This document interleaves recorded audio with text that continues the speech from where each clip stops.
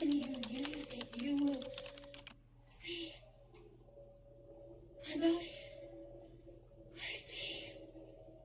Yeah, I love that.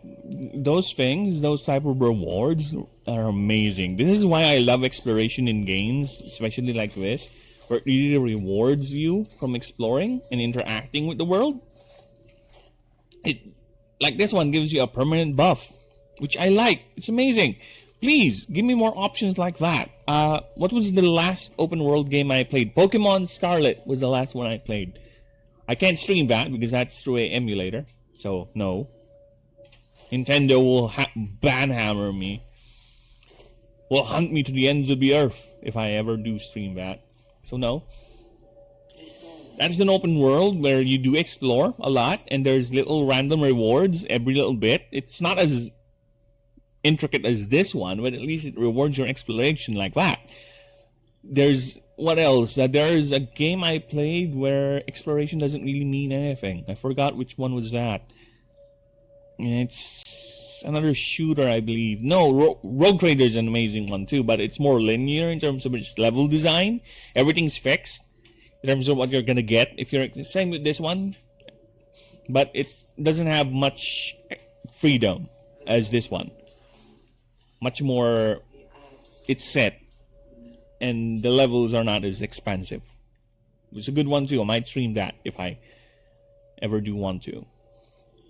I never finished it because I believe some bug stopped me, and other games came through or came in. It's a good one too. I like that one. Yeah, there was this game I played where exploration doesn't really matter. I explore around, I don't get anything. Just an empty hallway, something like that. I forgot what game was that though. Well, a bad way of doing it, I guess, would be Cyberpunk, because to be fair, Cyberpunk, the same as The Witcher, they suffer this problem where it is a pseudo RPG. It's kind of there. There is the DNA of an RPG, but it's not really though. The loot is the weakest part of that game. Really, the looting in yes, Elder Brain, just shut up. Be silent, woman, thing, whatever you are. Yeah, because the loot is really not that good. It's just higher numbers, but I believe it's much. Yeah, it's worse at release, and this one they modified it a bit, which, to be fair, at least they tried to fix the loot. But equipment in that game, clothes have no real use. There's a couple of clothes that do have bonuses, but it's not much. It's like percent for hacking, and that's it. No real big game changers there. Okay, it's fine, I guess. It works for what it is in the game, but I won't say it's you'll explore because your OCD with open world games will kick in. But really, it's not that rewarding. There are a few unique guns every now and then that are scattered, but if you play the game so much, you can just target farm them, I guess, and that's it. You can just let go exploring the game in terms of rewards, because you'll be getting the same thing you can buy, and none of them are really that good. Again, because the loot or the equipments are really not that expansive. It's not like a ARPG like Path of Exile or Last Epoch, where you can get lucky drops with loot, not just uniques.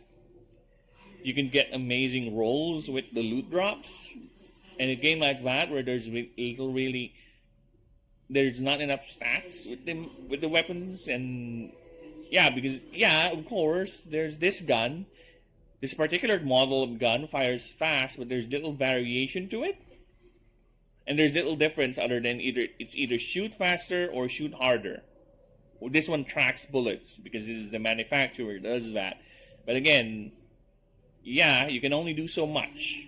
So I guess it's hampered by that idea, by the design itself. It's really not that rewarding. Same with The Witcher again, because you're locked into playing a Witcher. A Witcher cannot have a blunderbuss, or a Witcher cannot have. You can, but yeah, I guess the game is really not that hard when you play it on lower difficulty, but Geralt using a pole arm, yeah, sure, I guess you can force the game to do that. But there's really not much other than stat bonuses and passive buffs. To be fair, at least in Witcher, again, it's really surface level, or not enough for my liking. It's not as deep, but it's there. It has the DNA of it, which is fine. It works for whatever the game is, but for rewarding and exploration, it is really not. It's too much. It's not really rewarding enough. It's not really much of an incentive other than, just the OCD and you getting more money out of it. Because that's what it's going to end up on eventually. Same with any other ARPG, but at least, again, with any other ARPG, especially in late game, if it's really good, like Last Epoch or Path of Exile, you will get lucky with a drop, with a random drop. With Witcher 3 and no, you're set, that's it. You will never get lucky on a random drop. Maybe early game. But once you have your Witcher gear, once you have your set of cyber mods and everything with Cyberpunk, because you can just buy them anyway, yeah, there's no real incentive for finding loot. This one though, I like this one because the game has an amazing variety of rewards for exploration. It's either, for the story buffs, you get your additional infos about the world, what's going on with the story, the players, and also, like this one, like I said, before the train of thought, before the stream of consciousness took me away somewhere very far, and I was rambling on about Cyberpunk and other open world games. Like this one, it gave me this one. This is Gitsarai Mind Barrier. This is a permanent thing, so this is not going away. Of course, there's also scenarios where you get temporary ones, gear, stuff like that, which is very amazing. That's why I like exploring in games like this. Fallout has that too.